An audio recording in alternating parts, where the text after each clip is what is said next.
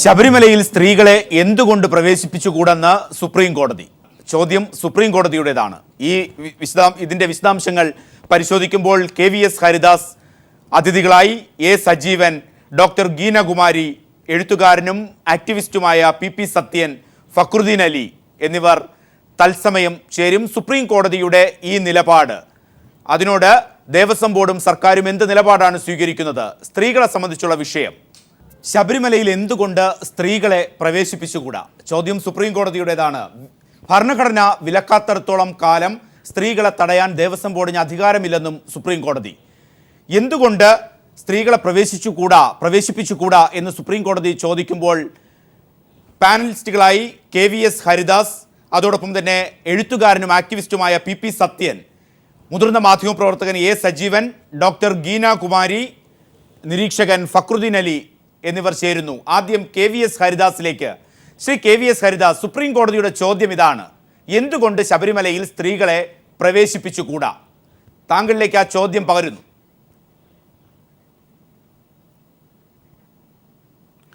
പ്രദീപേ, ആ ചോദ്യം തന്നെ വസ്തുതാവിരുദ്ധമാണ്. ശബരിമലയിൽ സ്ത്രീകളെ പ്രവേശിപ്പിക്കുന്നുണ്ട്. അത് നമ്മൾ ആദ്യം മനസ്സിലാക്കുക. ഒരു പ്രത്യേക പ്രായത്തിലുള്ള സ്ത്രീകൾക്ക് അവിടെ പ്രവേശനം പാടില്ല എന്നുള്ളതാണ് ഇപ്പോഴത്തെ പ്രശ്നം. ഒരു സ്ത്രീകളെ പ്രവേശിപ്പിക്കുന്നേയില്ല എന്ന് പറഞ്ഞാൽ അതൊരു ഭരണഘടനാ പ്രശ്നമാണ്.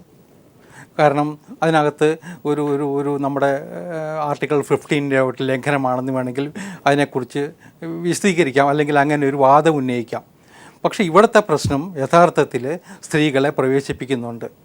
പിന്നെ രണ്ടാമത്തെ ഒരു പ്രധാനപ്പെട്ട കാര്യം, അതൊരു വിശ്വാസത്തിൻ്റെ പ്രശ്നം കൂടിയാണ്, നമ്മൾ കാണേണ്ടതാണ്. കാരണം ആചാരങ്ങളിൽ മാറ്റം വരുത്താനുള്ള അവകാശം നമുക്കുണ്ട്, അല്ലെങ്കിൽ സ്വാതന്ത്ര്യം നമുക്കുണ്ട്.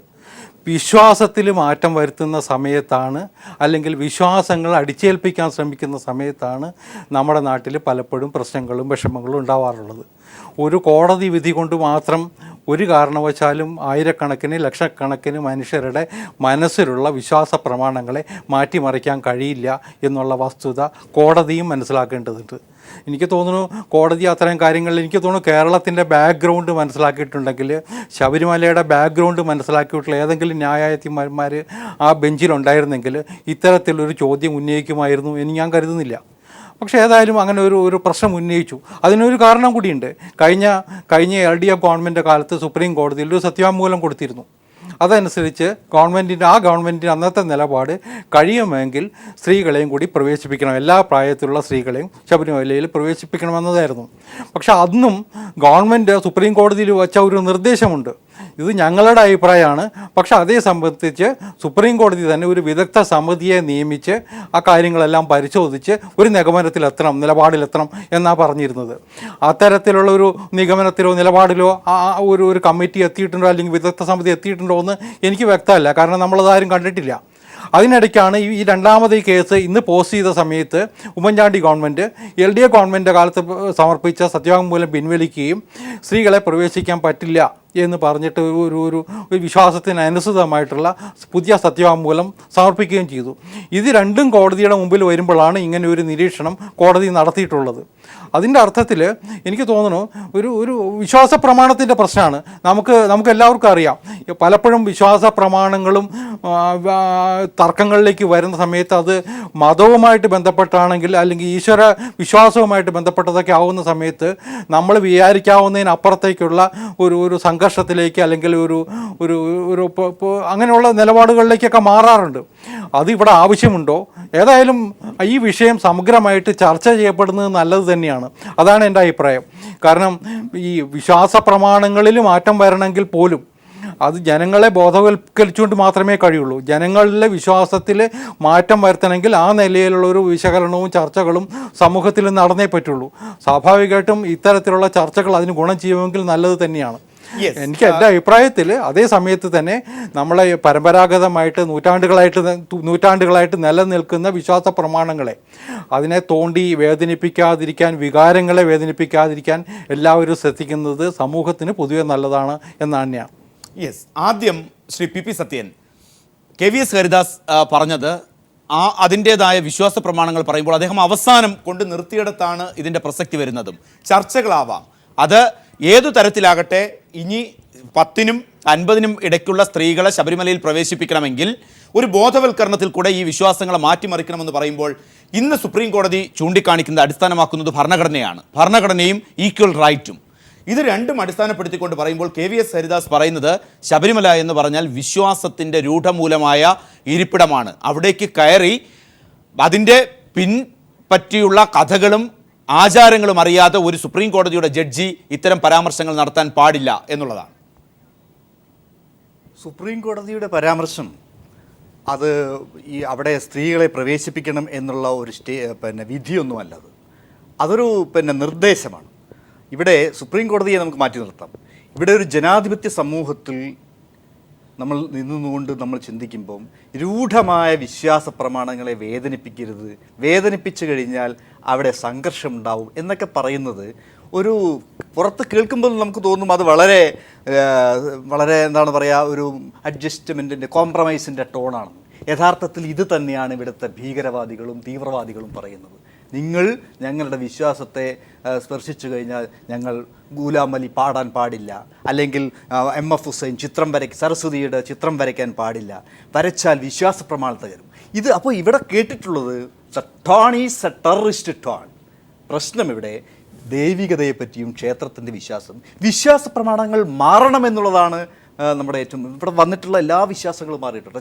ചെങ്ങറ ക്ഷേത്രത്തിൽ ചെങ്ങന്നൂർ ക്ഷേത്രത്തിൽ ഇവിടെ ആർത്തവ രക്തവുമായി ബന്ധപ്പെട്ട ഒരു ദേവിയാണ് അവിടെ പ്രതിഷ്ഠിച്ചിട്ടുള്ളത്. അതുപോലെ തന്നെ ഇവിടെ നമ്മുടെ ശ്രീ പത്മനാഭസ്വാമി ക്ഷേത്രത്തിനടുത്തുള്ള അതിൻ്റെ ഭാഗമായ സരസ്വതി മണ്ഡപം, അവിടെ സ്ത്രീകൾക്ക് പാടാൻ പാടില്ലായിരുന്നു. അപ്പോൾ നമുക്ക് ഇന്ത്യയിലെ വാനമ്പാടി ആയിട്ടുള്ള നമ്മുടെ ലതാ മങ്കേഷ്കറോ അല്ലെങ്കിൽ അതുപോലുള്ള ആളുകളൊക്കെ ഉണ്ടല്ലോ, ഒരുപാട് അവർക്കൊന്നും പാടാൻ പറ്റിയിട്ടില്ല അവിടെ. എന്നാൽ കുറച്ച് വർഷങ്ങൾക്ക് മുമ്പ് അത് തുറന്നു കൊടുക്കപ്പെട്ടു. അവിടെ സ്ത്രീകൾ, എല്ലാ ക്ഷേത്രങ്ങളും ഒരു കാലത്ത് ദളിതർക്ക് പ്രവേശിക്കാൻ പാടില്ലായിരുന്നു. അവിടെയൊക്കെ മാറും. വിശ്വാസ പ്രമാണമാണെങ്കിൽ അത് മാറും. ധിക്കാരവും സ്വേച്ഛാധിപത്യവുമാണെങ്കിൽ അതങ്ങനെ തന്നെ നിലനിൽക്കും അവരെ സംബന്ധിച്ചിടത്തോളം. പക്ഷേ നമ്മൾ പറയുന്നത് ഈ വിശ്വാസ പ്രമാണങ്ങളുടെ മാറ്റത്തിൻ്റെ ചരിത്രമാണ് ഇന്ത്യയുടെ ചരിത്രം. ബുദ്ധൻ്റേതായിരുന്നാലും ഇടപെടൽ ആളുകൾ ബസവേശ്വരൻ്റേതായിരുന്നാലും കപിലൻ്റേതും വൈശേഷിക ദർശനം ശ്രീനാരായണ ഗുരു, അയ്യങ്കാളി, വൈകുണ്ഠ സ്വാമികളുടെ ഇവരൊക്കെ തന്നെ ഇത്തരം രൂഢമായിട്ടുള്ള വിശ്വാസ പ്രമാണങ്ങളിൽ മനുഷ്യത്വ വിരുദ്ധമായിട്ടുള്ളത്. സ്ത്രീകൾക്ക് പ്രവേശിക്കാൻ പാടില്ല എന്ന് പറഞ്ഞാൽ എന്നാൽ സ്ത്രീകൾ ഇത്രയും നികൃഷ്ടരായ ആളുകളാണ്. രണ്ടാമത്തത് സ്ത്രീകളുടെ ഇതെന്ത് പ്രശ്നം, ആർത്തവ രക്തവുമായി ബന്ധപ്പെട്ടാണ് വിശ്വാസം. അതിൻ്റെ വിശദാംശങ്ങളിലേക്ക് ഞാൻ പോകേണ്ട ആവശ്യമില്ല. ആർത്തവ രക്തമുള്ള സ്ത്രീകൾ അവിടെ വന്നു കഴിഞ്ഞാൽ ഈ 2 തുള്ളി ആർത്തവ രക്തം കൊണ്ട് നശിക്കാൻ മാത്രം ദുർബലമാണോ ഈ ക്ഷേത്രങ്ങൾ എന്ന് പറയുന്നത്? ലോകത്ത് മുഴുവൻ രക്ഷിക്കേണ്ടുന്ന ക്ഷേത്രങ്ങൾ. ഇവിടെ ഇത്തരം ചോദ്യങ്ങളെ നേരിടേണ്ടി വരും, തത്വചിന്തയെ നേരിടേണ്ടി വരും. ഭാരതീയ തത്വചിന്തയിൽ ഇതിനെയൊക്കെ ചോദ്യം ചെയ്തിട്ട് ആളുകളുണ്ട്. അല്ലാതെ വിശ്വാസ പ്രമാണം എന്നൊക്കെ പറഞ്ഞ ആളുകളെ പേടിപ്പിക്കുന്ന കാലഘട്ടം കഴിഞ്ഞുപോയി എന്ന് എനിക്ക് പറയാനുള്ളത്. സ്ത്രീകൾക്ക് അവിടെ പ്രവേശനം എന്ന് വെച്ചിട്ട് ഇവർ തരേണ്ടതില്ല, അത് പിടിച്ചു വാങ്ങിക്കൊള്ളൂ. ദേവസ്വം ഭരണകൂടം ഒന്നും കൊടുക്കേണ്ട ആവശ്യമില്ല. ഇവിടെയുള്ള എല്ലാ അതിന്റെ നാന്ദിയായി സുപ്രീം കോടതിയുടെ ഈ ചോദ്യത്തെ ഒന്നുമല്ല, അതൊരു ചോദ്യമാണെങ്കിൽ KVSലേക്ക് വരാം. ഡോക്ടർ ഗീന കുമാരി, ഒരുപക്ഷെ സ്ത്രീ വിഷയവുമായി ബന്ധപ്പെട്ട് PP സത്യൻ പറഞ്ഞു നിൽക്കുമ്പോൾ അതിന് കമന്റ് ചെയ്യേണ്ട ഏറ്റവും ആപ്റ്റായിട്ടുള്ള വ്യക്തിത്വമാണ്. നിയമത്തെയാണ് സുപ്രീം കോടതി എന്ന് കൂട്ടുപിടിക്കുന്നത്, ഭരണഘടനയെ കൂട്ടുപിടിക്കുകയാണ്. റൈറ്റ് ഓഫ് ഇക്വാലിറ്റി, അവിടെ ആരാധനാ സ്വാതന്ത്ര്യം അടക്കമുള്ളത് ഭരണഘടന അനുശാസിക്കുന്നു. അത് സുപ്രീം കോടതി കൂട്ടുപിടിക്കുമ്പോൾ ഡോക്ടർ ഗീനകുമാരി, താങ്കൾ ഒരു സ്ത്രീ പക്ഷത്ത് നിന്നുകൊണ്ട് PP സത്യൻ മറ്റൊരു അർത്ഥത്തിൽ പറയുമ്പോൾ 5-നും 10-നും 50-നും ഇടയിൽ പ്രായമുള്ള സ്ത്രീകൾ വിശ്വാസ പ്രമാണത്തിൻ്റെ ഭാഗമായി ശബരിമലയിൽ പ്രവേശിക്കേണ്ടതില്ല എന്നുള്ള രൂഢമൂലമായ വിശ്വാസ പ്രമാണത്തെ ഏതു തരത്തിൽ കാണും? ഒന്ന്, ഈ വിശ്വാസ പ്രമാണങ്ങളെയും ആചാരങ്ങളെയും ഒക്കെ തച്ചു തകർക്കേണ്ടതില്ലേ എന്നുള്ളതാണ് ആദ്യചമരം. ചോരപ്പുഴ ഒഴുകുമെന്നോ അല്ലെങ്കിൽ മറ്റെന്തെങ്കിലും കാര്യം പറഞ്ഞുകൊണ്ട് സമൂഹത്തിൻ്റെ പുരോഗതിക്ക് അനുകൂലമായിട്ടുള്ള മാറ്റങ്ങൾക്ക് പുറംതിരിഞ്ഞ് നിൽക്കുന്നവരെ ഫണ്ടമെൻ്റലിസ്റ്റുകളെന്നോ പാരമ്പര്യവാദികളെന്നോ ഒക്കെ പറയേണ്ടി വരും. ഇന്നലകളുടെ ചരിത്രം നോക്കിയാൽ നമുക്കറിയാം, ഇതുപോലുള്ള ആചാരങ്ങൾ, വിശ്വാസങ്ങളൊക്കെ തന്നെ ഈ മാറ്റത്തിനനുസരിച്ച് മാറിയിട്ടുള്ള ചരിത്രമുണ്ട്. അതിൻ്റെ വിശദാംശങ്ങളിലേക്കൊന്നും പോകുന്നില്ല. ഒരു കാര്യം ഞാൻ പറയാൻ ഉദ്ദേശിക്കുന്നത്, നേരത്തെ സത്യേട്ടൻ പറഞ്ഞു വെച്ചെടുത്താണ്, ഈ 10 വയസ്സിനും 50 വയസ്സിനും ഇടയ്ക്കുള്ള സ്ത്രീകൾക്ക് ഒരു അയിത്തം കൽപ്പിച്ച് നിർത്തുന്നത് ആർത്തവ രക്തത്തിൻ്റെ ഒരു സംഗതി പറഞ്ഞുകൊണ്ടാണ്. നമ്മൾ ആലോചിച്ച് നോക്കണം, ഒരു തലമുറയെ തന്നെ സൃഷ്ടിക്കാൻ കഴിയുന്ന തരത്തിൽ ഏറ്റവും മനോഹരമായിട്ടുള്ള ആ ഒരു തലമുറയ്ക്ക് ജന്മം കൊടുക്കാൻ പറ്റുന്ന പ്രത്യുത്പാദനപരമായിട്ടുള്ള ഈ അവകാശങ്ങളെ അല്ലെങ്കിൽ അതിൻ്റെ പ്രത്യേകതകളെ ഏറ്റവും മഹത്തരമായി കാണുന്നതിന് പകരം എങ്ങനെയാണ് ആ പ്രത്യേകതകളെ അയിത്തം കൽപ്പിച്ച് നിർത്തുന്നത് എന്നാണ് നമ്മൾ നോക്കേണ്ടത്. ആ വൈരുദ്ധ്യത്തെയാണ് ഏറ്റവും അടുത്ത തലമുറയെ സൃഷ്ടിക്കാനുള്ള അവകാശവും അതിൻ്റെ പ്രത്യേകതകളും ഏറ്റവും മഹത്തരമായി വിശേഷിപ്പിക്കേണ്ട സ്ഥലത്ത് അതിനെ ഇത്തരം സ്ത്രീകളെ ഒരു രണ്ടാങ്കരയായി അല്ലെങ്കിൽ ഒരു ദളിത് വൽക്കരണത്തിൻ്റെ ആ ഒരു തരത്തിൽ മതപൗരോഹിത്യം കുറേ കാലമായി അല്ലെങ്കിൽ കാലാകാലങ്ങളായി സ്ത്രീകളെ ഇത്തരം വേദികളിൽ നിന്ന് മാറ്റി നിർത്താൻ ഏറ്റവും കൃത്യമായി ഉപയോഗിച്ചു കൊണ്ടിരിക്കുന്ന, അതിനെ ചോദ്യം ചെയ്തേ മതിയാവൂ. അതിനുള്ള ഒരു തുടക്കമായി അല്ലെങ്കിൽ ആ ചർച്ചയ്ക്ക് ഒരുപക്ഷെ ഫലവത്താകുന്ന തരത്തിലേക്കുള്ള ഒരു ഇടപെടലാണ് സുപ്രീം കോടതി ഒരുപക്ഷെ ജുഡീഷ്യൽ ആക്ടിവിസം തന്നെയാണ് ചെയ്തിട്ടുള്ളത് എന്നതാണ് എനിക്ക് പറയാനുള്ളത്. യെസ്, ഫഖ്റുദ്ദീൻ അലി, സ്ത്രീപക്ഷത്തിന് അപ്പുറത്തേക്ക് മനുഷ്യപക്ഷം ഉണ്ടെങ്കിൽ പി പി സത്യൻ പറഞ്ഞതായി കഴിഞ്ഞാലും KVS ഹരിദാസ് എന്താണ് അത് ആചാരപരമായി വിശ്വാസപരമായാണ് അദ്ദേഹത്തിൻ്റെ നിലപാടെടുക്കുമ്പോൾ അതിനെ പൂർണ്ണമായും ഖണ്ഡിക്കുകയാണ് പി പി സത്യനും അതോടൊപ്പം തന്നെ ഡോക്ടർ ഗീനകുമാരിയും. രണ്ടുപേരും ഒരുപക്ഷെ സ്ത്രീപക്ഷത്ത് നിന്നുകൊണ്ട് ആ രീതിയിലാണ് കാണുന്നത്. സ്ത്രീപക്ഷത്തിൻ്റെ വക്താക്കളായി രണ്ടുപേരും ഇത്തരം കാര്യങ്ങൾ പറയുമ്പോൾ മനുഷ്യപക്ഷം എന്നുള്ളത് ഒരു പക്ഷമാണെങ്കിൽ ശബരിമല നൂറ്റാണ്ടുകളായി ഒരുപക്ഷെ സുപ്രീം കോടതി തന്നെ പറയുന്നതനുസരിച്ചായി 1500 വർഷം മുമ്പുള്ള അവിടുത്തെ ആരാധനയെക്കുറിച്ച് കോടതി ചോദ്യം ചോദിക്കുകയുണ്ടായി. അവിടെ സ്ത്രീ പൂജ നടത്തിയിരുന്നോ അടക്കമുള്ള ചോദ്യങ്ങൾ. മനുഷ്യപക്ഷത്ത് അതിനെ വിശ്വാസത്തെ കൂട്ടിയോജിപ്പിച്ചാൽ പി പി സത്യനും ഡോക്ടർ ഗീനാകുമാരിയും പറയുന്ന നിലപാടുകൾ, KVS പറയുന്ന നിലപാടുകൾ, ആ നിലപാടുകളുടെ സത്ത എന്തായിരിക്കും? അല്ല, മനുഷ്യപക്ഷത്ത് നിന്നാണ് നോക്കുമ്പോൾ നമ്മൾ കാലാതീതമായിട്ടൊക്കെ നോക്കുകയാണെങ്കിൽ ഇവർ രണ്ടുപേരും നിലപാടിനോട് എനിക്ക് യാതൊരു വിയോജിപ്പില്ല. കാരണം മനുഷ്യൻ ഇപ്പം ഖുർആനിൽ പറഞ്ഞിട്ടുണ്ട് ആണും പെണ്ണും തുല്യരാണ്. പക്ഷേ മൊയ്ലിയാന്മാർ സമ്മതിച്ചിട്ടില്ല. അവർ പറയുന്ന പെണ്ണുങ്ങൾ അങ്ങനെയൊക്കെ വന്നിട്ടുണ്ട്, പക്ഷേ പെണ്ണുങ്ങൾ ആണുങ്ങൾക്ക് കീഴ്പ്പെട്ട് ജീവിക്കുന്നത്. അത് മനുഷ്യപക്ഷത്ത് നിൽക്കുമ്പോൾ നമുക്ക് ഇവർ രണ്ടുപേരും പറഞ്ഞതിനോട് യാതൊരു തരത്തിൽ വിയോജിപ്പില്ല. ഞങ്ങളൊക്കെ ഏതാണ്ട് ഒരേ രാഷ്ട്രീയ അന്തർധാര പല വിധത്തിൽ പിന്തുടരുന്ന ആളുകളുമാണ്. പക്ഷേ ഇതിൽ മാറ്റർ കുറച്ച് കോംപ്ലിക്കേറ്റഡാണ്. കാരണം എന്ന് വെച്ചാൽ ഇതിൻ്റെ ന്യൂആൻസസ് കൂടി നമ്മൾ ശ്രദ്ധിക്കേണ്ടതായിട്ടുണ്ട്. ഇപ്പം യൂറോപ്പിലൊക്കെ ആണല്ലോ നവോത്ഥാന പ്രസ്ഥാനങ്ങളും സ്ത്രീ പുരുഷ സമത്വം അതിൻ്റെ എല്ലാ അർത്ഥത്തിലും വലിയ അളവ് വരെ വന്നത്. അതിൻ്റെ ഏറ്റവും വലിയ ഒരു തെളിവ് എന്ന് വെച്ചാൽ അവിടെ വിവാഹങ്ങൾ കുറഞ്ഞുകൊണ്ട് വരുന്നു, അതുപോലെ തന്നെ പള്ളിയിൽ പോകുന്ന ആളുകൾ കുറഞ്ഞുകൊണ്ട് വരുന്നു. ഇപ്പം നമ്മുടെ പോപ്പ് ഫ്രാൻസിസ് നേരിടുന്ന ഏറ്റവും വലിയൊരു പ്രോബ്ലം അതാണ്. ഇവരൊക്കെ തിരിച്ചെങ്ങനെ പള്ളിയിലേക്ക് കൊണ്ടുവരാം. അത് കൃത്യമായി ആധുനിക ബോധം മനസ്സിൻ്റെ നമ്മുടെ ശരീരത്തിൻ്റെ ഭാഗമായി നമ്മുടെ ചിന്തയുടെ ഭാഗമായി ഇൻബൈബ് ചെയ്തതുകൊണ്ടാണ്. പക്ഷേ അവിടെയും അടുത്ത കാൻറ്റംബറയിൽ ആർച്ച് ബിഷപ്പായിട്ട് ഒരു സ്ത്രീനെ നിയമിക്കണം വേണ്ടതെന്ന് വലിയ ഡിബേറ്റുകളാണ് ഇപ്പോൾ ബ്രിട്ടനിൽ. ഈ മോഡേണിറ്റിയുടെ എന്താ തലസ്ഥാനം എന്നൊക്കെ പറയുന്നത്. അമേരിക്കയിലെ പല ചർച്ചുകളിലും ചില ചർച്ചകളെല്ലാം തന്നെ സ്ത്രീ ബിഷപ്പുകാരെ നിയമിച്ചിട്ട് ഒരാളൊരു കോട്ടയംകാരി നസാണിയാണ് എന്നാണ് ഞാൻ വായിച്ചിട്ടുള്ളത്. പക്ഷേ അവിടെ ഇതുമായിട്ട് ബന്ധപ്പെട്ട് വലിയ ഡിബേറ്റുകൾ നടക്കുന്നുണ്ട്.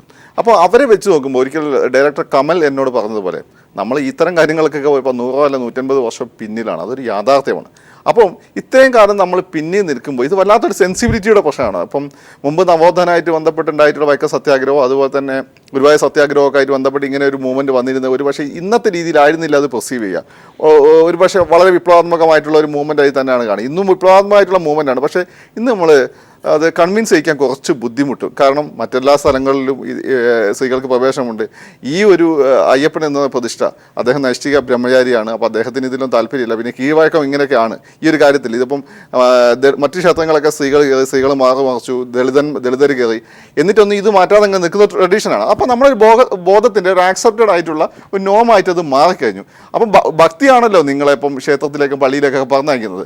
അപ്പം നിങ്ങൾ ഭക്തി കൊണ്ട് നിങ്ങൾ ക്ഷേത്രത്തിലേക്ക് പോകുന്ന സമയത്ത് അവിടെ അങ്ങനെ നിഷ്കർഷിക്കുന്നുണ്ടെങ്കിൽ അത് നിങ്ങൾ എന്തിനാണ് മറികടക്കുന്നത് എന്നാണ് സാധാരണക്കാരൻ ചോദിക്കുന്ന ഒരു ചോദ്യം. അതങ്ങനെ തന്നെ നിർത്തി മറ്റു സ്ഥലങ്ങളിൽ പോയിക്കൂടെ എന്നുള്ളതാണ്.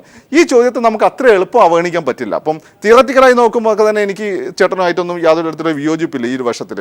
പക്ഷേ ആ രീതി നമുക്കത് ഇന്നത്തെ ഒരു സാമൂഹ്യ രാഷ്ട്രീയ സാഹചര്യം, ലിബറൽ ഡെമോക്രസിയുടെ സാഹചര്യത്തിൽ അത് അത്രത്തോളം നമുക്ക് അത്ര റവല്യൂഷനായി ഇത്തരം കാര്യങ്ങൾ മുന്നോട്ട് വെക്കാൻ പറ്റില്ല. ഇതിൻ്റെ ന്യൂആൻസസ് നമ്മൾ പഠിക്കേണ്ടതായിട്ടുണ്ട്.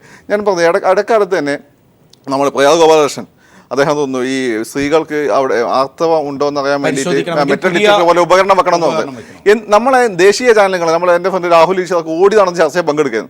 കേരളത്തിൽ ഒരു ചാനൽ ചർച്ച ചെയ്തില്ല. കാരണം നമുക്കിതിൻ്റെ ന്യൂവാൻസസ് അറിയാം. കേരളം എന്ന് വെച്ചാൽ അടിപൊളി മധ്യവർഗവൽക്കരിക്കപ്പെട്ട 80 ലക്ഷം ഒരു ഭക്തി ട്രഡീഷൻ കൂടി വന്നൊരു കാലഘട്ടമാണ്. എല്ലാ രാഷ്ട്രീയ പാർട്ടികളും നേരിട്ടോ അല്ലാതെ വിശ്വാസികളായിട്ട് ബന്ധപ്പെടുന്നുണ്ട്. സാമൂഹ്യ പ്രസ്ഥാനങ്ങളെ സ്ഥിതി അങ്ങനെ തന്നെയാണ്. അതുകൊണ്ട് ഇത്ര പെട്ടെന്ന് ഇങ്ങനെ എളുപ്പത്തിൽ നമുക്ക് ഈ ഒരു തീരുമാനത്തിലേക്ക് എടുത്തു കാണാൻ പറ്റില്ല. കോടതി പരാമർശം ടൈമിലൊക്കെ ആണ്. കാരണം എന്ന് വെച്ചാൽ അങ്ങനെ ചിന്തയ്ക്ക് കൂടി അത് സ്ഥലം കൊടുക്കുന്നത്. അത് മാത്രമല്ല അടുത്ത കാലത്ത് തമിഴ്നാട്ടിൽ ഇതുപോലെ ഒരു കോടതിയുടെ പരാമർശം വന്നത്. അവിടെ ആഗമ ട്രഡീഷൻ എന്ന് പറഞ്ഞുകൊണ്ട് നിലവിലുള്ള പൂജാരികൾ തന്നെ പൂജ നടത്തിയാൽ മതി എന്നൊരു ഒരു ക്വസ്റ്റ്യൻ ഉണ്ടായിരുന്നു കോടതിയുടെ മുന്നിൽ. ആ കോടതി നിലവിലുള്ള സിസ്റ്റം കണ്ടിന്യൂ ചെയ്യാൻ പറഞ്ഞു. പിന്നെ വേറൊരു കാര്യമുണ്ട്, നമ്മളെ ഇന്ത്യയുടെ ചരിത്രം നിങ്ങൾ എടുത്തു നോക്കിയല്ലേ, ഈ ക്ഷേത്ര ഭരണം സ്റ്റേറ്റ് ഏറ്റെടുത്തത് ആ തമിഴ്നാട്ടിലെ പുതുക്കോട്ടை ടെമ്പിളുമായിട്ട് ബന്ധപ്പെട്ട ഒരു ലെജിസ്ലേഷൻ്റെ ഭാഗമായിട്ടാണ്. ആദ്യമായിട്ടുണ്ട്. അത് വലിയൊരു ടേണിംഗ് പോയിന്റ് ആയിരുന്നു ഇന്ത്യയുടെ ജുഡീഷ്യറിയുടെ ചരിത്രത്തിൽ തന്നെ. അപ്പം കോടതി വിധികൾക്ക് അതിൻ്റെ പ്രസക്തി ഉണ്ട്. പക്ഷേ നമ്മൾ ഇതിൻ്റെ സോഷ്യൽ ആൻഡ് കൾച്ചറൽ ന്യൂവാൻസസ് കൂടി കൃത്യമായി മനസ്സിലാക്കണം.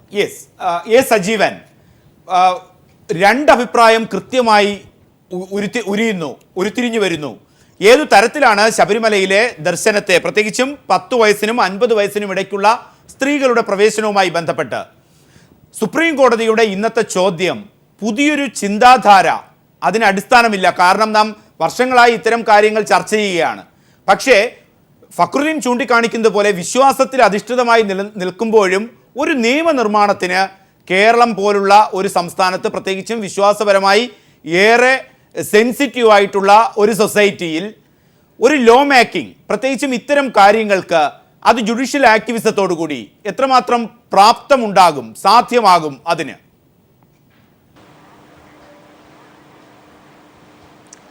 ഇതിൽ ശ്രീ KVS ഹരിദാസ് പറഞ്ഞൊരു കാര്യമുണ്ടല്ലോ, വിശ്വാസത്തിനെയും ആചാരത്തെയും ചോദ്യം ചെയ്യാൻ പാടില്ല, അത് കുറേ പ്രശ്നങ്ങളുണ്ടാക്കുമെന്ന് പറഞ്ഞു. അതാണെങ്കിൽ ശരി, അത് സംഭവിച്ചു. ശബരിമലയുടെ കാര്യത്തിൽ യഥാർത്ഥ വിശ്വാസം, ശബരിമല എന്ന് പറയുന്ന ഒരു ആധ്യാത്മിക കേന്ദ്രത്തിൻ്റെ വിശ്വാസം തുടക്കത്തിൽ എങ്ങനെയായിരുന്നോ അത് അതേപോലെ നിലനിർത്തുകയായിരുന്നെങ്കിൽ ഇന്നിപ്പോൾ ഇങ്ങനെയാണോ? ഭയങ്കരമായൊരു അട്ടിമറിയാണ് അവിടെ നടന്നതെന്നുള്ള കാര്യം നമുക്കറിയാവുന്നതാണ്. കേരളത്തിലെ ഒരു ബുദ്ധക്ഷേത്രം, ബുദ്ധ വിഹാരമായിരുന്നു ശബരിമല എന്നുള്ള കാര്യം എല്ലാവർക്കും അറിയാം. അത് ചരിത്രം അറിയുന്ന ആർക്കും അറിയാവുന്ന കാര്യമാണ്. അത് പിന്നീട് സ്വാഭാവികം, ഞാൻ അതിന് കുറ്റപ്പെടുത്തുന്നില്ല, പല ക്ഷേത്രങ്ങളും പല ബുദ്ധവിഹാരങ്ങളും ഒക്കെ അട്ടിമറിക്കപ്പെട്ടിട്ടുണ്ട്, ജൈന ക്ഷേത്രങ്ങൾ അട്ടിമറിക്കപ്പെട്ടിട്ടുണ്ട്. അങ്ങനെ സ്വാഭാവികമാണ്. ഇപ്പോൾ ഇന്ന് പോലും മാധ്യമങ്ങളിലുള്ള വാർത്ത, ഉത്തരേന്ത്യയിലൊരു ജൈന ക്ഷേത്രത്തിൽ 51ഓളം വിഗ്രഹങ്ങൾ അടിച്ചു മാറ്റിപ്പോയി എന്നുള്ളതാണ്. അപ്പോൾ അതൊക്കെ ചെയ്യാം. അപ്പം ആരാധനയുടെ കാര്യത്തിൽ നമ്മളൊരു എത്രയോ കാലത്തെ ആയിരത്താണ്ടുകളുടെ ഒരു പ്രശ്നമൊന്നും പറയേണ്ട കാര്യമില്ല. പിന്നെ രണ്ടാമത്തെ കാര്യം, ഇതേ ശബരിമലയിൽ തന്നെ കുറേ അടുത്ത കാലം വരെ നിലനിന്നിരുന്ന ഒരു ഭയങ്കരമായ വിശ്വാസമായിരുന്നു ഈ പൊന്നമ്പലമേട്ടിലുള്ള ആരാധന, ദീപാരാധന. അവിടെ അഗ്നി തെളിയുന്നു, ദീപം, മകരവിളക്ക് എന്ന് പറയുന്ന അതിനെയാണ് ആളുകൾ വിചാരിച്ചിരുന്നത്. അതിനെക്കുറിച്ചുള്ള ഒരു സങ്കല്പം അന്ന് എത്രയോ കാലമായിട്ട്, എൻ്റെയൊക്കെ ചെറുപ്പത്തിൽ യുക്തിവാദികൾ അക്കാലത്ത് അവിടെ പോവുകയും അടികൊള്ളുകയും ഭീകരമായ രൂപത്തിൽ പീഡിപ്പിക്കുകയൊക്കെ ചെയ്തു. അടുത്ത കാലത്ത് ഇത് മാറിയല്ലോ. അത് മനുഷ്യന്മാർ കത്തിക്കുന്നതാണെന്ന് വന്നു, കർപ്പൂരം കത്തിക്കുന്നതാണെന്ന് വന്നു. ആ സമയത്ത് അന്നത്തെ തന്ത്രി പറഞ്ഞ കാര്യം, ഞങ്ങൾ പറഞ്ഞത് കാര്യം, ഞങ്ങൾ ഇത് മനുഷ്യനല്ല കത്തിക്കുന്നത്, ദൈവമാണ് കത്തിക്കുന്ന കാര്യം ഞങ്ങൾ പറഞ്ഞു എന്നായിരുന്നു. അപ്പം ഈ വിശ്വാസ പ്രശ്നങ്ങളൊക്കെ മാറ്റണം. അതിനൊക്കെ അപ്പുറത്ത് നേരത്തെ എനിക്കൊന്ന് ഫക്രുദ്ദീനെ മറ്റേ പറഞ്ഞ പോലെ ഇതിൽ ക്ഷേത്രപ്രവേശന വിളംബരത്തിൻ്റെ മുമ്പുള്ള കാലം, അക്കാലത്തുള്ള വിശ്വാസവും അക്കാലത്തെ ആചാരവും എന്തായിരുന്നു? ക്ഷേത്രത്തിനകത്ത് പ്രവേശിക്കാൻ അധികാരമില്ലാത്ത എത്രയോ ആളുകളുണ്ടായിരുന്നില്ലേ? ആ വിശ്വാസത്തെ, അത് ഹൈന്ദവ വിശ്വാസത്തിൻ്റെ ഏറ്റവും പ്രബലമായ പ്രശ്നമായിരുന്നു. അവിടേക്ക് ക്ഷേത്രങ്ങളിലേക്ക് പോകാൻ ഈ പിന്നെ സവർണരായിട്ടുള്ള ആളുകൾക്ക്, നമ്പൂതിരിമാർക്ക് മാത്രമേ പറ്റൂ, വിഗ്രഹാരാധന നടത്താൻ ഇന്ന ആളുകൾക്ക് മാത്രമേ പറ്റൂ എന്നുള്ള അവസ്ഥ ഉണ്ടായിരുന്നല്ലോ. അപ്പോൾ ആ ഒരു അവസ്ഥ, ആ വിശ്വാസത്തിനെതിരെ ആളുകൾ രംഗത്ത് വരികയും അത് മാറ്റുകയും ചെയ്തു. ഏത് മതത്തിലാണെങ്കിലും ജനത്തിനും വിശ്വാസിക്കും ദൈവത്തിനുമിടയിൽ ഇത്തരം ഇടനിലക്കാരെ ഒഴിവാക്കണം. ഇവിടെ ശബരിമലയിൽ പോലും നമ്മളിപ്പോൾ ശ്രീ വെള്ളാപ്പള്ളിയെ പോലുള്ള ആളുകളൊക്കെ പറയുന്നുണ്ടല്ലോ, നായാടി മുതൽ നമ്പൂരി വരെയുള്ള ആളുകളെല്ലാം ഒന്നിക്കണം എന്നുള്ളത്. ഇവിടെയും വേണ്ട ഒരു അവകാശം. ഇവിടെ ദൈവത്തെ ആരാധിക്കാനുള്ള എല്ലാ അവകാശങ്ങളും ആ പൂജിക്കാനുള്ള പൂജാവൃത്തികൾ കൃത്യമായിട്ട് അറിയുമെങ്കിൽ, താന്ത്രിക വൃത്തി കൃത്യമായിട്ട് നടത്താൻ അറിയുമെങ്കിൽ എല്ലാ ജാതിക്കാരനും ഹിന്ദു മതത്തിൽ വിശ്വസിക്കുന്ന എല്ലാവർക്കും അവകാശം കൊടുക്കണ്ടേ? ആ കൊടുക്കണമെന്ന് കഴിഞ്ഞ ദിവസം കുമ്മനം പോലും പറഞ്ഞല്ലോ. ഈ തന്ത്രിമാർ ഗുരു സമ്മതിക്കുമോ? ഈ ക്ഷേത്രത്തിലെ തന്ത്രിമാർ സമ്മതിക്കുമോ? അപ്പോൾ ഇതൊക്കെ ഈ വിശ്വാസങ്ങളൊക്കെ മാറ്റിയിട്ട്, വിശ്വാസത്തിന് ആരും എതിരല്ല, വിശ്വാസം ഏത് മതത്തിൻ്റെ വിശ്വാസത്തിലാണെങ്കിലും അതിൽ പോകാം. പക്ഷേ അതിനിടയിൽ ഇടനിലക്കാരും ഇടത്തട്ടുകാരും, ഞാൻ രണ്ടും പറയും, ഇടനില മാത്രമല്ല ഇടത്തട്ടുകാരും, അവരാണ് അനാവശ്യമായ ആചാരങ്ങൾ ഉണ്ടാക്കിയിട്ട് വെക്കുന്നത്. പക്ഷേ ഇതേ സമയത്ത് പോലും ഇവിടെ സ്വർണ്ണപ്രശ്നം വെച്ചിട്ടാണല്ലോ ഇപ്പോൾ നമ്മളെ പരപ്പനങ്ങാടി പണിക്കർ പറഞ്ഞത് അവിടെ ഒരു സ്ത്രീ കയറിയിട്ടുണ്ടെന്നുള്ളത്. അത് ഏറ്റുപിടിക്കാൻ ഒരു സിനിമാ നടി ഉണ്ടായിരുന്നല്ലോ. ഇതൊക്കെ അവിടെ നടക്കുന്നു, ഒന്നുകിൽ നടക്കുന്നു, അറിഞ്ഞുകൊണ്ട് നടക്കുന്നു, അല്ലെങ്കിൽ അറിയാതെ നടക്കുന്നു. ഇവിടെ ഒരു ശാന്തിക്കാരൻ്റെ മകളെ അവിടെ കയറ്റിയതിനെ കുറിച്ച് പ്രശ്നം വന്നല്ലോ. അത് മൂടി വെക്കാൻ അറിയാം. ഇവിടെ കോടതി പറയുന്നതാണ് വിശ്വാസിക്ക് പോകാനുള്ള അവകാശം എന്താണ് നിഷേധിക്കാൻ കാരണം, ഏത് ഘട്ടത്തിലാണ് ഇങ്ങനെ ഒരു ആചാരം ഇവിടെ വന്നത്, അത് അറിയിക്കാനാണല്ലോ കോടതി പറഞ്ഞത്. കോടതി ഇവിടെ തന്നെ ഉത്തരവിട്ടിട്ടില്ലല്ലോ. അപ്പൊ ഈ പ്രശ്നം ചർച്ച ചെയ്യേണ്ടതാണ്. ചർച്ച ചെയ്യാൻ മാത്രമല്ല, പലതിലുമുള്ള കാപട്യങ്ങൾ തുറന്നു കാണിക്കേണ്ടതാണ്. സജീവൻ, താങ്കളിലേക്ക് വരാം. കണ്ഠരര് രാജീവര് ചേരുന്നു. ശ്രീ കണ്ഠരര് രാജീവര്, സജീവൻ ചോദിക്കുന്ന ആ ചോദ്യം തന്നെയാണ്. എന്തുകൊണ്ട് വിശ്വാസികൾക്ക്, യഥാർത്ഥ വിശ്വാസികൾ ആയി ശബരിമലയിൽ ദർശനം നടത്താൻ സാധിക്കുന്നില്ല? 10നും 50 വയസ്സിനും ഇടയ്ക്കുള്ള വിശ്വാസികളായി അവിടെ വരണമെന്ന് ആഗ്രഹിക്കുന്ന സ്ത്രീകൾക്ക്.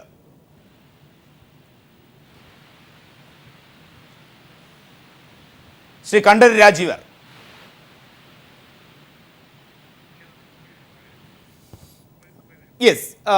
പി സത്യൻ, ആ ചോദ്യം അത് അദ്ദേഹത്തിലേക്ക് പോകേണ്ട ചോദ്യവുമാണ്. 10നും 50നും ഇടയ്ക്കുള്ള സ്ത്രീകൾ അവർ വിശ്വാസികളാണെങ്കിൽ, KVS ഹരിദാസിലേക്ക് പോയിട്ട് വരാം. ശ്രീ KVS ഹരിദാസ്, വിശ്വാസികൾക്ക് എല്ലാവർക്കും വിശ്വാസികളായി ശബരിമലയിൽ എത്താൻ സാധിക്കണം. എന്തുകൊണ്ട് സാധിക്കുന്നില്ല എന്നുള്ളതിനെ ചരിത്രത്തെ കൂട്ടുപിടിക്കുകയായിരുന്നു മറ്റ് പാനലിസ്റ്റുകളെല്ലാം തന്നെ. എന്ത് ആചാരവും നിൽക്കട്ടെ, പക്ഷേ അവിടേക്ക് പോകണം, അയ്യപ്പനെ ദർശിക്കണം, അതെന്റെ വിശ്വാസമാണ് എന്നൊരു സ്ത്രീ ആഗ്രഹിച്ചാൽ അവരെ തടയുന്നത് എന്ത് നീതീകരണമാണ്, ന്യായമാണുള്ളത്? കേരളത്തിൽ എത്രയോ അയ്യപ്പ ക്ഷേത്രങ്ങളുണ്ട്.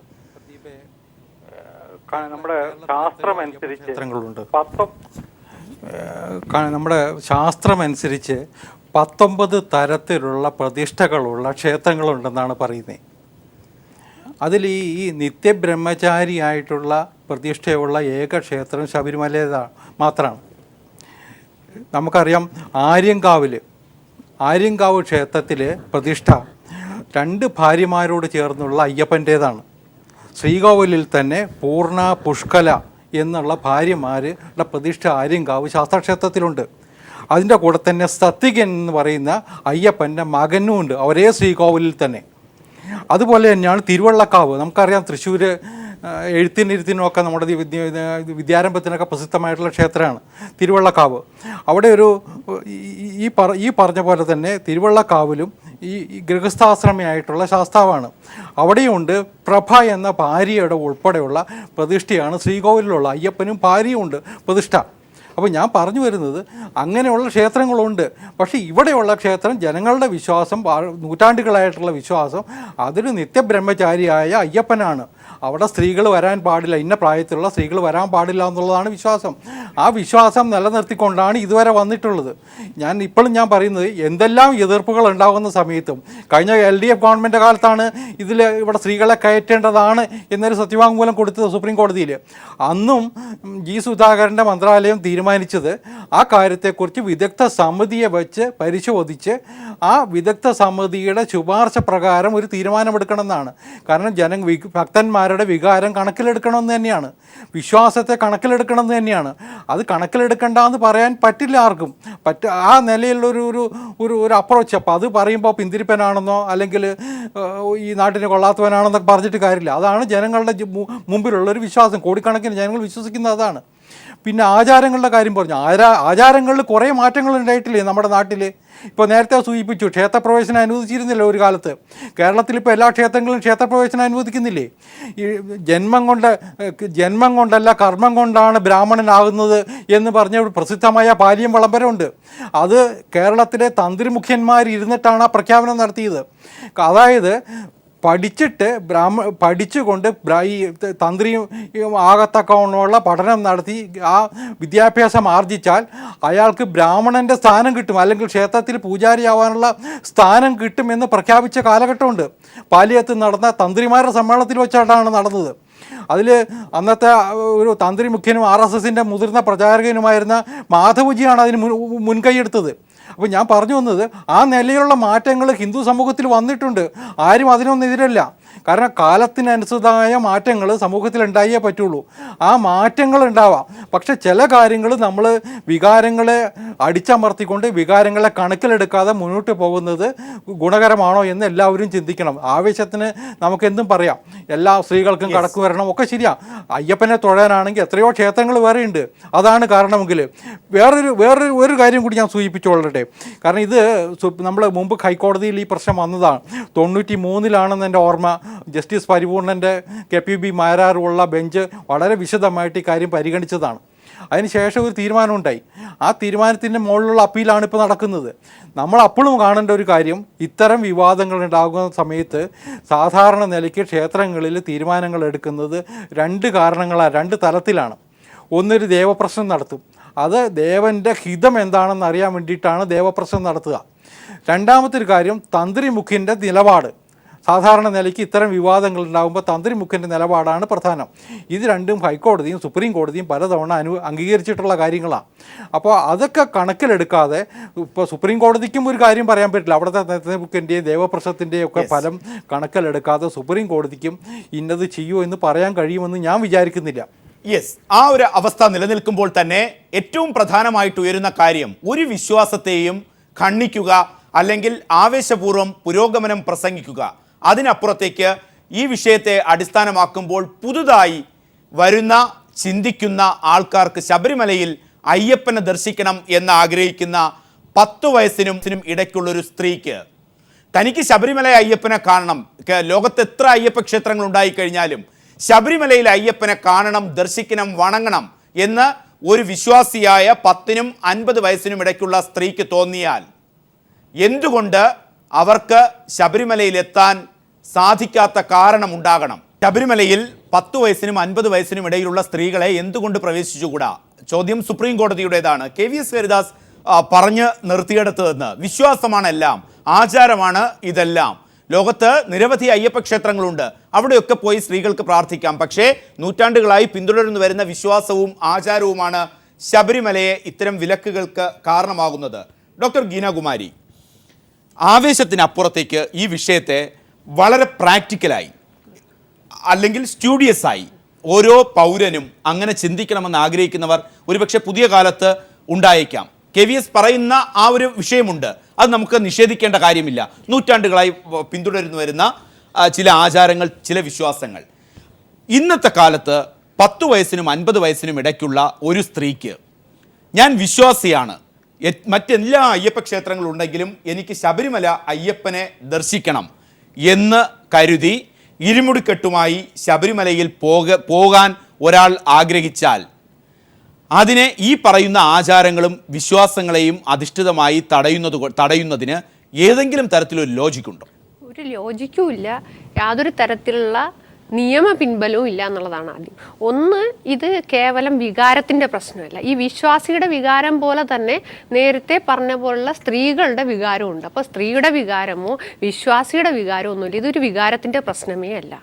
ഇന്ത്യ മഹാരാജ്യത്ത് ഒരു മതത്തിൽ വിശ്വസിക്കുക അല്ലെങ്കിൽ ആചാരങ്ങൾ വിശ്വസിക്കാനുള്ള സ്വാതന്ത്ര്യമുണ്ട്, വിശ്വസിക്കാതിരിക്കാനുള്ള സ്വാതന്ത്ര്യമുണ്ട്. ആ വിശ്വസിക്കാനുള്ള സ്വാതന്ത്ര്യത്തെയും പ്രൊട്ടക്റ്റ് ചെയ്യണം. ആ വിശ്വസിക്കാതിനുള്ള സ്വാതന്ത്ര്യത്തെ അത് കേവലം ഒരു സ്ത്രീ ആയതുകൊണ്ട്, അത് പ്രത്യേക പ്രായപരിധിയിലുള്ള സ്ത്രീ ആയതുകൊണ്ട് മാറി നിൽക്കാൻ ഒരു നിയമങ്ങളും അനുവദിക്കുന്നില്ല.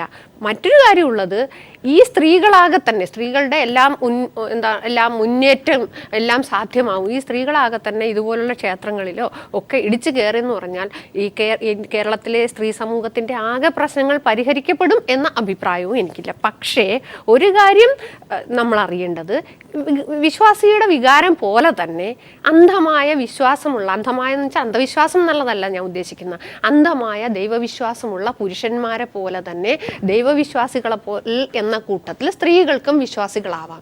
അങ്ങനെ വിശ്വാസമുള്ള ഒരാൾക്ക് എത്ര ശാസ്താവിൻ്റെ ക്ഷേത്രം ഉണ്ടെങ്കിലും, എത്ര അയ്യപ്പ ക്ഷേത്രം ഉണ്ടെങ്കിലും, ശബരിമല എന്നത് ഒരുപാട് പ്രത്യേകതകളുള്ള, നേരത്തെ സൂചിപ്പിച്ചതുകൊണ്ട് ഞാൻ സജീവൻ സൂചിപ്പിച്ചതുകൊണ്ട് അത്ര വിഷയങ്ങളിലേക്ക് കടക്കുന്നില്ല, ഒരു പ്രത്യേകതകളാണ്. ഈ പറയുന്ന പല ക്ഷേത്രങ്ങളിലും അഹിന്ദുക്കൾക്ക് പ്രവേശനമില്ല എന്ന് എഴുതി വച്ചിട്ടുണ്ടെങ്കിലും ഇന്നും ഈ ശബരിമല ഞാൻ മനസ്സിലാക്കിയത്, ഞാൻ പോയിട്ടില്ല, ശബരിമല ഞാൻ മനസ്സിലാക്കിയത് അവിടെ അഹിന്ദുക്കൾക്ക് പ്രവേശനമില്ല എന്ന് എഴുതി വച്ചിട്ടില്ലാത്ത ഒരു സ്ഥലമാണ്. നേരത്തെ പറഞ്ഞ പോലെയുള്ള ബുദ്ധ ആ ഒരു പിൻബലം ഒക്കെ ഉള്ളതിൻ്റെ ഭാഗമായിട്ടായിരിക്കണം ഒരുപക്ഷെ ഒരു കാലത്ത് സ്ത്രീകളെ ഇതിൽ നിന്ന് മാറ്റി നിർത്തിയത്. ബുദ്ധഭിക്ഷുക്കളായ സ്ത്രീകൾ അധികം ആദ്യകാലത്ത് ഉണ്ടായിരുന്നില്ല. അതിൻ്റെയൊക്കെ ഒരു ചരിത്രപരമായ പശ്ചാത്തലം ഉള്ളത് കൊണ്ടാവാം ഈ ശബരിമലയിൽ നിന്ന് സ്ത്രീകളെ മാറ്റി നിർത്തിയത്. അപ്പോൾ അത് ഈ നേരത്തെ പറഞ്ഞ പോലെ തന്നെ ദളിതന്, മറ്റ് അവർണരായ ഹിന്ദുക്കൾക്ക് ഗുരുവായൂരടക്കമുള്ള ക്ഷേത്രത്തിൽ പ്രവേശന സ്വാതന്ത്ര്യം സിദ്ധിച്ച പോലെ തന്നെ സ്ത്രീകൾ ഒരു പൗര എന്ന നിലയിൽ, പൗരാവകാശം എന്ന നിലയിൽ അവരുടെ ആരാധിക്കാനുള്ള സ്വാതന്ത്ര്യം, അത് പുറത്തുനിന്ന് ആരാധിക്കാനോ അവിടെ പോയി ആരാധിക്കാനോ, ക്ഷേത്രത്തിൽ പോയി അവർക്ക് താല്പര്യമുള്ള ക്ഷേത്രത്തിൽ പോയി ആരാധിക്കാനുള്ള ഒരു സ്വാതന്ത്ര്യം എന്നത് ഇന്ത്യൻ ഭരണഘടന വിഭാവനം ചെയ്യുന്നതാണ്. അതിന് ദേവസ്വം ബോർഡോ അല്ലെങ്കിൽ വിശ്വാസത്തിൻ്റെയോ ആചാരത്തിൻ്റെയോ വികാരത്തിൻ്റെയോ അടിസ്ഥാനത്തിൽ തടയേണ്ടതല്ല എന്നുള്ളതാണ് എൻ്റെ അഭിപ്രായം. അങ്ങനെ തടയുമ്പോൾ അതിന് പ്രത്യേകിച്ചൊരു ലോജിക്ക് എനിക്ക് മനസ്സിലാവുന്നില്ല. പി സത്യൻ, അതാണ് ഡോക്ടർ ഗീനാകുമാരി ചൂണ്ടിക്കാണിക്കുന്ന പോലെ വിശ്വാസിക്ക് വിശ്വാസിയുടേതായ നിലപാടുകളും അവകാശങ്ങളും ഉള്ളതുപോലെ വിശ്വാസം ഇല്ലാത്തവർക്ക് അത് അവരുടേതായ അവകാശം. ഇതിൻ്റെ ഇടയിലാണ് നിൽക്കുന്നത്. നേരത്തെ ഡോക്ടർ ഗീനാകുമാരി ചൂണ്ടിക്കാണിച്ചതുപോലെ 10നും 50നും വയസ്സിനിടയിലുള്ള ഒരു സ്ത്രീക്ക് വിശ്വാസിയായി ശബരിമലയിൽ പോകാൻ അനുവദിക്കണം എന്നൊരു വിശ്വാസിയായ ഒരു സ്ത്രീ പറയുമ്പോൾ ഈ ആചാരങ്ങളുടെയും വിശ്വാസങ്ങളുടെയും ഹോൾസെയിൽ ഡീലേഴ്സ് ആവാൻ നിയമം പോലും അനുശാസിക്കാത്തിടത്ത് ആരാണ് ഈ ഹോൾസെയിൽ ഡീലേഴ്സ് ആകാൻ ശ്രമിക്കുന്നത്? എന്തിനു വേണ്ടി? എല്ലാ കാലത്തും ഈ പൗരോഹിത്യത്തിൻ്റെ ഇത്തരം യാഥാസ്ഥിത വിഭാഗം പറഞ്ഞുകൊണ്ടിരിക്കുന്നതാണെന്നൊക്കെ.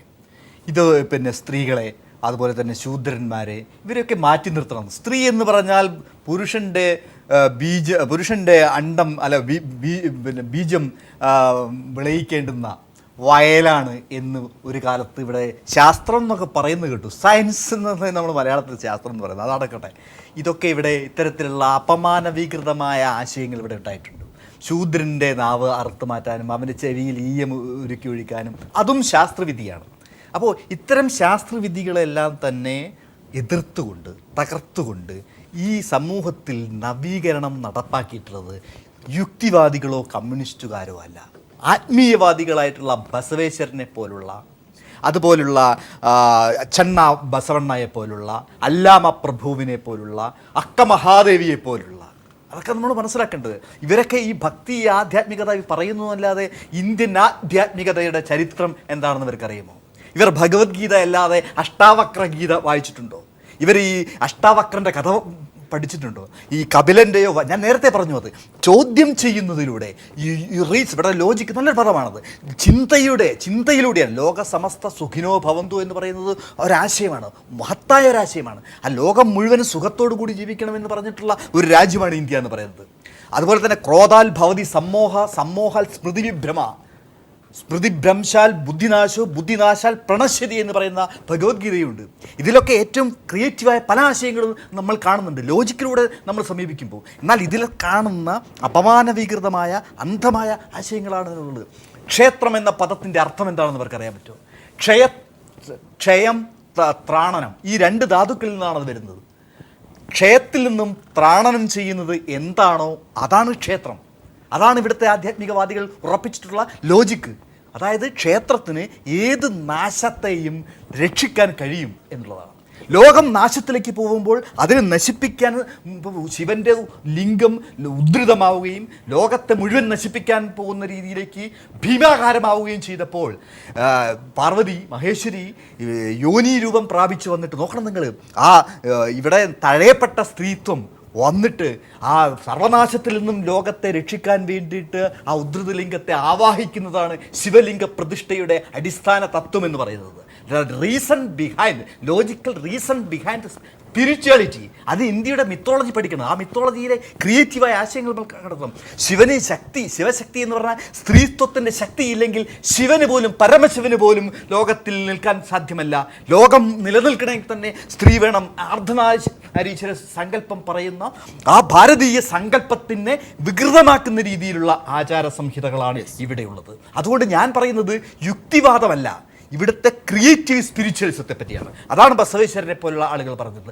ശിവന്റെ ലിംഗത്തിന് പുറംതിരിഞ്ഞു നിന്നുകൊണ്ട് പ്രതിഷ്ഠ നടത്തിയിട്ടുള്ള, ആരാധന നടത്തിയിട്ടുള്ള, ധ്യാനം നടത്തിയിട്ടുള്ള, അർദ്ധപത്മാസനത്തിൽ നിൽക്കുന്ന, ആ അർദ്ധനിമീലിതനായി നിൽക്കുന്ന, പകുതി കണ്ണടച്ചുകൊണ്ടും പകുതി തുറന്നുകൊണ്ടും എന്ന് പറഞ്ഞാൽ ഭൗതികതയെയും ആധ്യാത്മികതയെയും സമന്വയിപ്പിച്ചുകൊണ്ടുള്ള ഒരു സംസ്കാരം ഇന്ത്യയിലുണ്ട്. ഇതിനെല്ലാം അട്ടിമറിക്കുന്ന രീതിയിൽ സ്ത്രീയെ പിന്നെ എന്താണ് പറയുക, മൃഗീയമായ ഒരു കുരങ്ങന്മാർക്ക് പോലും പ്രവേശിക്കാൻ പറ്റുന്ന ക്ഷേത്രത്തിൽ, കുരങ്ങന്മാരെ അപകീർത്തിപ്പെടുത്തുകയല്ല, മൃഗങ്ങൾക്ക് പോലും പ്രവേശിക്കാൻ കഴിയുന്ന ക്ഷേത്രത്തിൽ പിന്നെ മനുഷ്യനെ മാറ്റി നിർത്തുക എന്നുള്ളത്. അതായത് കാനനവാസനായ അയ്യപ്പൻ മറ്റ് എല്ലാ വിഭാഗങ്ങളെയും അവിടെ ഉൾക്കൊള്ളുന്നുണ്ട്, സകല ജീവജാലങ്ങളെയും എല്ലാത്തിനെയും ഉൾക്കൊള്ളുന്നു. പക്ഷെ സ്ത്രീയെ മാത്രം ഉൾക്കൊള്ളാൻ കഴിയുന്നില്ല എന്നുള്ളിടത്താണ് ക്രിയേറ്റീവ് ലോജിക്. ആ വാക്ക് ഞാൻ കടമെടുക്കുകയാണ് ഫഖ്റുദ്ദീൻ അലി.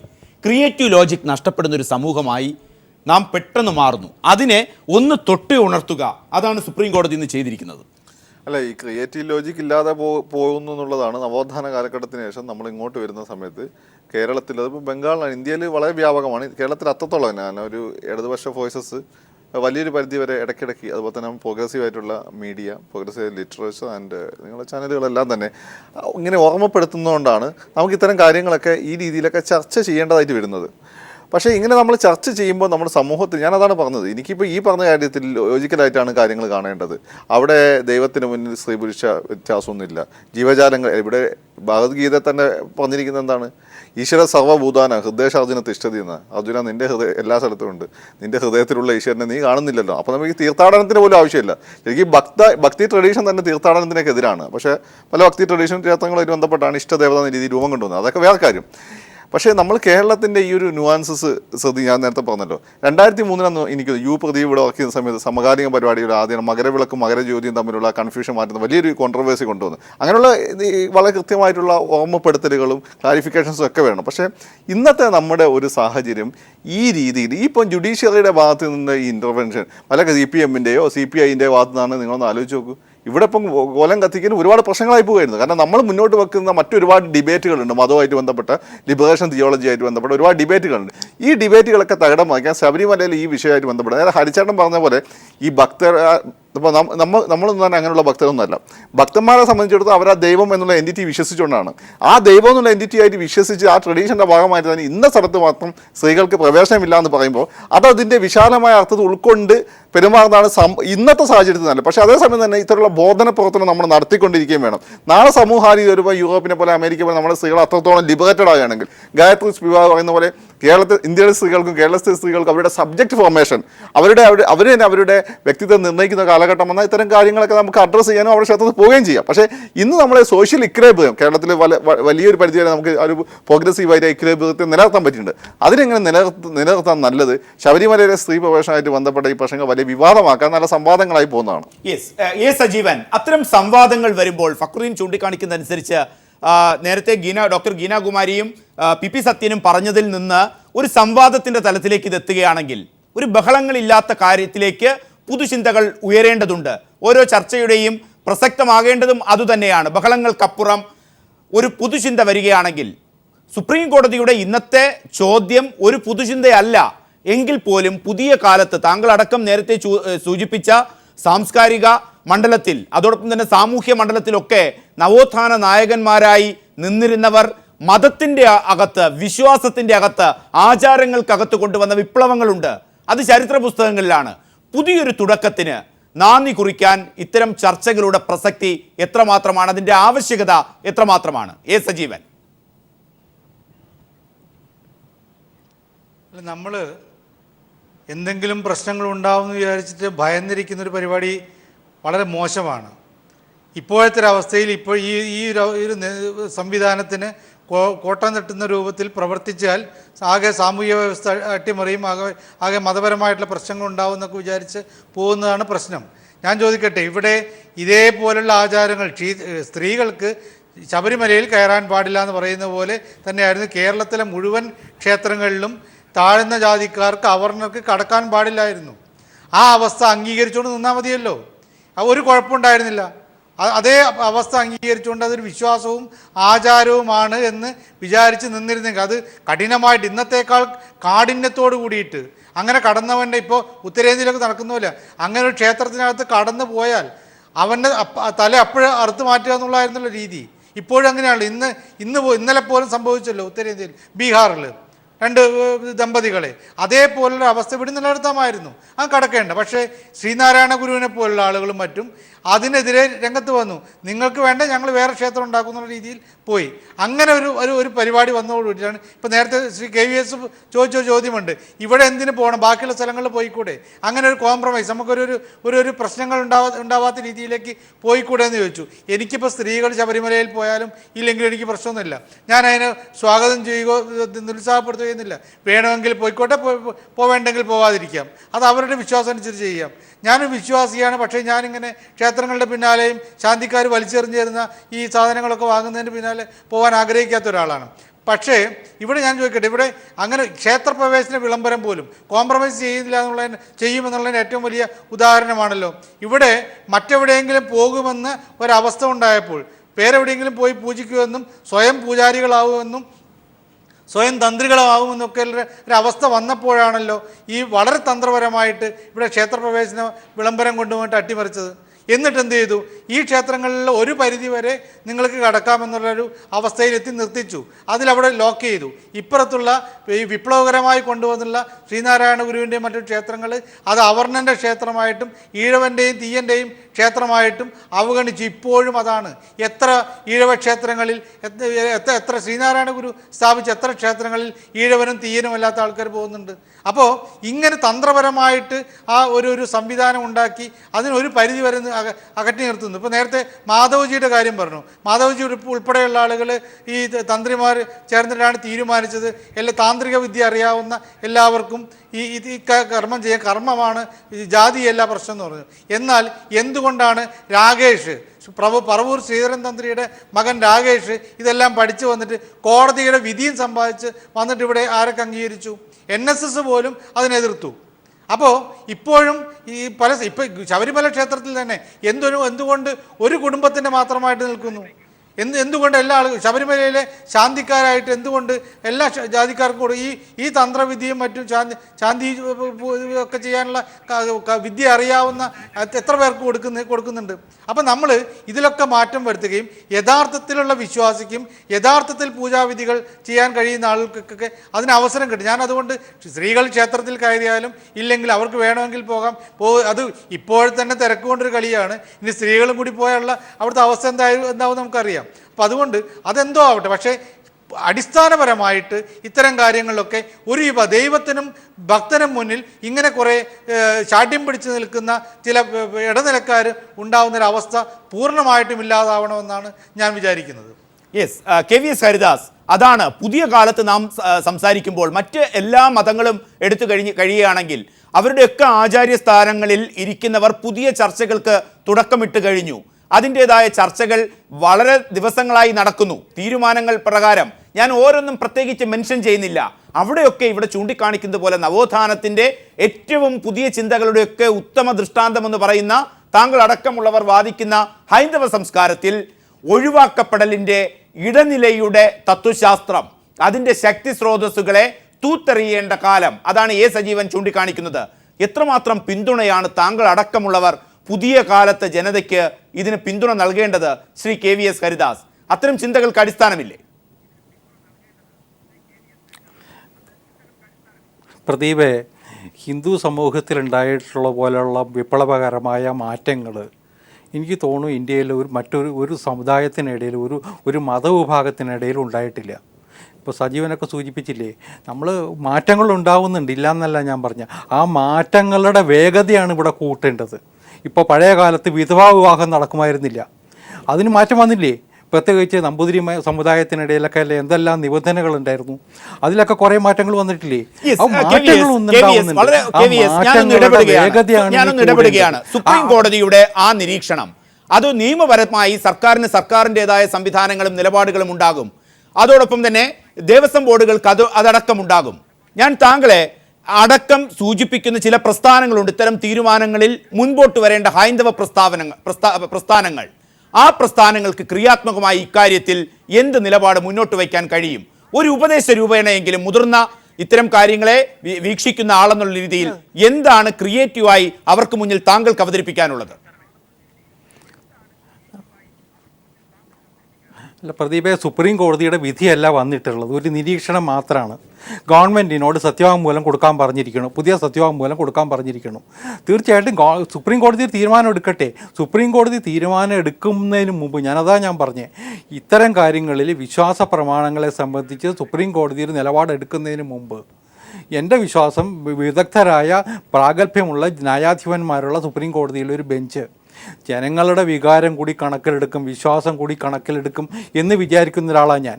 പക്ഷേ ഈ വിശ്വാസ പ്രമാണങ്ങളെ മാറ്റാൻ കഴിയും ഒരു പരിധി വരെയൊക്കെ, മുഴുവൻ മാറ്റാൻ പറ്റണമെന്നില്ല. പക്ഷെ ആ മാറ്റം വരണമെങ്കിൽ അതിനനുസരിച്ചുള്ള ബോധവൽക്കരണ പരിപാടികൾ സമൂഹത്തിൽ നടക്കണം. അതാണ് ഇവിടെ നടക്കേണ്ടത്. ഞാൻ പറഞ്ഞു ഇത്തരം ചർച്ചകൾ നല്ലത് തന്നെയാണ്. പക്ഷെ അപ്പോഴും ഞാൻ പറഞ്ഞില്ലേ, അയ്യപ്പൻ്റെയൊക്കെ കാര്യത്തിൽ, ക്ഷേത്രത്തിൻ്റെ കാര്യത്തിൽ ഈ എന്താ പറയുക, അവിടെ നമ്മൾ ഒരു കാര്യം കൂടി പ്രദീപ ഓർക്കണം. പന്തളം രാജാവ് ഒരിക്കലും സന്നിധാനത്തേക്ക് പോകാറില്ല. അതൊരു വിശ്വാസത്തിൻ്റെ പ്രശ്നമാണ്. കാരണം അദ്ദേഹം വന്നിട്ട് പമ്പയിൽ ഇരിക്കുകയുള്ളൂ. കാരണം അവിടെ ചെന്നാൽ രാജാവിനെ കണ്ടാൽ ശാസ്താവ് ഇറങ്ങി വരുമെന്നും അതോടുകൂടി തിരിച്ചു പോരുമെന്നാണ് സങ്കല്പം. ആ വിശ്വാസ പ്രമാണങ്ങളുണ്ട്.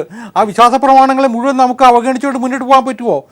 പക്ഷേ കഴിയുന്നിടത്തോളം എല്ലാവരെയും ഉൾക്കൊള്ളുന്നത് ഹിന്ദു സമൂഹം തന്നെയാണ് ഈ രാജ്യത്തുണ്ടാവേണ്ടത്. അതിനെക്കുറിച്ചൊന്നും തർക്കമില്ല. യെസ്, പി സത്യനിലേക്ക് അതാണ് അദ്ദേഹം പറയുന്നത്. അദ്ദേഹം ഒരു എക്സ്ട്രീം ലെവലിൽ എത്തുന്നില്ല. ഒരു കോൺസെൻസസ് ഇക്കാര്യത്തിൽ ആവശ്യമുണ്ട്, അവിടെ ചർച്ചകൾ ആവശ്യമുണ്ട്. സുപ്രീം കോടതി നിയോഗിക്കുന്ന ഒരു സമിതി ഇത്തരം കാര്യങ്ങളൊക്കെ നിശ്ചയിക്കും. ആ രീതിക്ക് പോവുകയാണെങ്കിൽ ഇന്നത്തെ കേരള അവസ്ഥയിൽ ഇന്ന് സുപ്രീം കോടതി ചോദിച്ച ചോദ്യം നമുക്ക് നവോത്ഥാനത്തിൻ്റെ പുതിയ ഘട്ടമായി പറയാൻ സാധ്യമായൊരു സമൂഹമാണോ കേരളത്തിലുള്ളത്? അതാണ് ഞാൻ പറഞ്ഞത്. ഇപ്പം ഇദ്ദേഹം അവസാനം പറഞ്ഞത് വളരെ കറക്റ്റാണ്. സംവാദം നടക്കണം എന്ന് തന്നെയാണ് നമ്മൾ പറയുന്നത്. ആ പഴയ വിശ്വാസ പ്രമാണങ്ങളെ ചോദ്യം ചെയ്യുക. സംവാദം എന്ന് പറഞ്ഞാൽ എന്താണ്? നിലവിലുള്ള അല്ലെങ്കിൽ പണ്ട് മുതലേ ഇന്ന് വരെ തുടർന്നു പോരുന്ന ഒരു വിശ്വാസ പ്രമാണത്തെ, ഒരു ചിന്താധാരയെ ചോദ്യം ചെയ്യുക. അതാണ് ആത്മീയതയിൽ എക്കാലവും നടന്നിട്ടുള്ളത്. അത് ഇന്ത്യയുടെ ചരിത്രം എടുത്തു നോക്കിയാൽ നമുക്ക് അഷ്ടാവക്രൻ്റെ ഒക്കെ അറിയാം. പിതാവും മറ്റൊരു ചിന്തകനുമായി തമ്മിൽ ചോദ്യം ചെയ്തുകൊണ്ടിരിക്കുമ്പോൾ ഗർഭപാത്രത്തിൽ നിന്നുകൊണ്ട് പിതാവെ നിങ്ങൾ പറയുന്നത് തെറ്റാണെന്ന് പറഞ്ഞത് അഷ്ടാവക്രൻ. അതിന് പിതാവ് ശപിച്ചതാണ്. നീ ഗർഭപാത്രത്തിലിരുന്നു കൊണ്ട് എൻ്റെ ചിന്തയെ, ആചാരങ്ങളെയും ചോദ്യം ചെയ്യുന്നുവോ, എങ്കിൽ നീ അഷ്ടവക്രനായിട്ട് 8 വളവുകളോടുകൂടി നീ ജനിക്കട്ടെ എന്നാണ് ശാപം കിട്ടിയിട്ടുള്ളത്. അപ്പോൾ ഇന്ത്യയുടെ ചരിത്രം ഇവർ പഠിക്കണം. ഈ തന്ത്രിമാരും മന്ത്രിമാരും പഠിക്കണം. അതുപോലെ തന്നെ ഇതുമായി ബന്ധപ്പെട്ട ആളുകൾ പഠിക്കണം. എന്താണത്? ഈ ആചാരങ്ങളെയും വിശ്വാസങ്ങളെയും ദർശനങ്ങളെയും ചോദ്യം ചെയ്തും നവീകരിച്ചും മാറ്റിപ്പണിതുമായിട്ടാണ് എക്കാലത്തും ആത്മീയമായിട്ടുള്ള ആചാരങ്ങൾ, പുതിയ ആചാരങ്ങൾ അല്ലെങ്കിൽ പുതിയ രീതികൾ പിന്തുടർന്ന് വരുന്നിട്ടുള്ളത്. അതിൻ്റെ ചരിത്രമാണ് ഞാൻ നേരത്തെ പറഞ്ഞ ബസവേശ്വരൻ്റെയും ബുദ്ധൻ്റെയും ബോധിസത്വൻ്റെയും ജൈനൻ്റെയും വർദ്ധമാന മഹാവീരൻ്റെ ഇതുപോലുള്ള ആളുകളുടെയൊക്കെ ഒരു ഹിന്ദു സമൂഹം എന്ന പേര് ഇദ്ദേഹം പറഞ്ഞല്ലോ. അത് ഇതാണെന്ന് മനസ്സിലാക്കണം. ഇൻക്ലൂസീവ്നെസ് ആണ്. ഇൻക്ലൂസീവ്നെസ് എന്ന് പറഞ്ഞാൽ എന്താണ്? എല്ലാറ്റിനെയും വൈവിധ്യങ്ങളെ ഉൾക്കൊള്ളുക എന്നുള്ളതാണ്. അപ്പോൾ സ്ത്രീയെ ഉൾക്കൊള്ളാൻ കഴിയാത്ത ഒരു ക്ഷേത്രം എന്ന് പറഞ്ഞാൽ വളരെ അപമാനവീകൃതമാണ്. അത് നമ്മുടെ ഈ ഒരു മനുഷ്യ സമൂഹത്തിന് തന്നെ അതൊരു പ്രോബ്ലമാണത്. അത് നാളെ ഏതെങ്കിലും കാലം ഇങ്ങനെ ഇവിടെ പറഞ്ഞതുപോലെ നാളെ ഏതെങ്കിലും കാലം, നാളെ എന്നുള്ളൊരു പദം അതിനില്ല, ഇന്ന് തന്നെയാണ് ആ ചിന്തയ്ക്ക് നമ്മൾ. അങ്ങനെയാണ് ശ്രീനാരായണ ഗുരുവും വൈകുണ്ഠസ്വാമികളായി അയ്യങ്കാളികളൊക്കെ വന്നിട്ടുള്ള എതിർത്ത് നാളേക്ക് നീട്ടിവെച്ചുകൊണ്ടല്ല, അവർ ചോദ്യം ചെയ്തുകൊണ്ടാണ്. പിന്നെ രണ്ടാമത്തെ ഒരു കാര്യം എനിക്ക് പ്രധാനപ്പെട്ട് പറയാനുള്ളത്, സുപ്രീം കോടതിയിലൂടെ അല്ലെങ്കിൽ കോടതിയിലൂടെ അല്ലെങ്കിൽ സർക്കാരിലൂടെ പരിഹരിക്കേണ്ടുന്ന ഒരു പ്രശ്നമല്ല ഇത്. തീർച്ചയായും ഇത് ഉയർന്നു വരേണ്ടത് ജനാധിപത്യ സമൂഹത്തിൽ ജനങ്ങൾക്കിടയിലാണ്. എന്ന് വെച്ചാൽ ജനങ്ങൾക്കിടയിൽ ചർച്ച ചെയ്യണം. ആരാധനയ്ക്ക് അവകാശം നിഷേധിക്കപ്പെടരുത്. സ്ത്രീകൾ മുഴുവൻ ശബരിമലയിലേക്ക് പോകണമെന്ന് ഒരഭിപ്രായം. എന്നെ സംബന്ധിച്ചിടത്തോളം ശബരിമലയിൽ എന്ന് പറയുന്നത് കഴിയുന്നതും ആളുകളൊക്കെ പോകാതിരിക്കുന്നത് തന്നെയാണ് ഇവിടുത്തെ പരിസ്ഥിതിക്കും ഇവിടുത്തെ ആത്മീയതയ്ക്കും ഒക്കെ നല്ലതെന്ന്.